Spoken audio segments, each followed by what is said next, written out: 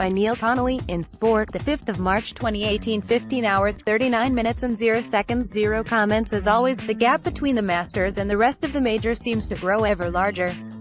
After all of the excitement of the annual trip down Magnolia Lane, which was particularly good this year, it really has seemed quite dull. With the Players' Championship starting in a week's time and Wentworth at the end of the month, things are, at least, hotting up. Even the talk of the Ryder Cup seems to be somewhat subdued.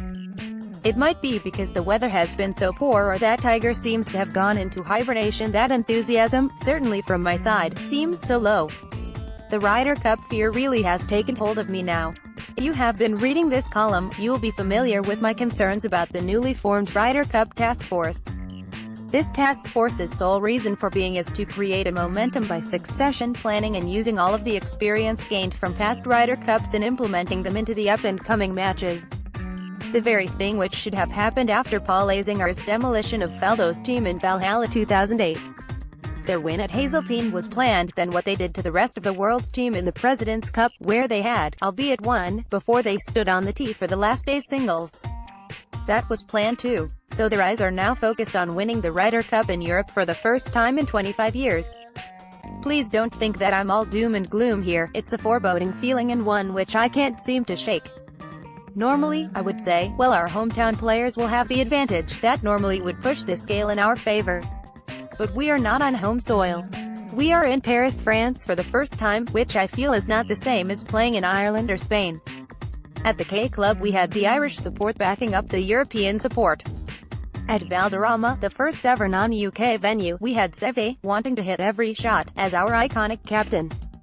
In Ireland we had McGinley, Harrington and Clark as the island's players. Clark, who had recently lost his wife to cancer, bravely stepped up to play. At Valderrama we had Olazabal and Garrido as the hometown players. In Paris, I can't see a French player making the grade. So effectively, everybody will be playing on foreign soil. No home court advantage anymore. I am only stating my feelings here.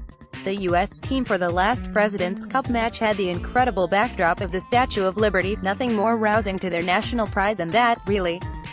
Le Golf National is as much in Paris as Luton Airport is in London. So the use of iconic European landmarks are not in our favor either. The crowd will be partisan, no doubt. I also feel that the Americans will be a little like ducks out of water, seeing that a foreign language is being spoken. After all, there is nothing more disconcerting than being insulted in French and not knowing what has been said. If we were to talk about the captains of each team, there is a lack of knowledge or congeniality between the captains and the supporters. The Great Dane, or Thomas Bjorn, has been a fixture of the European Tour for over 20 years now.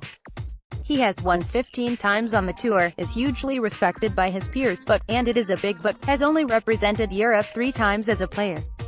They were all wins, to his credit, with the last win occurring in 2014. The only point being made here is that we don't really know the man.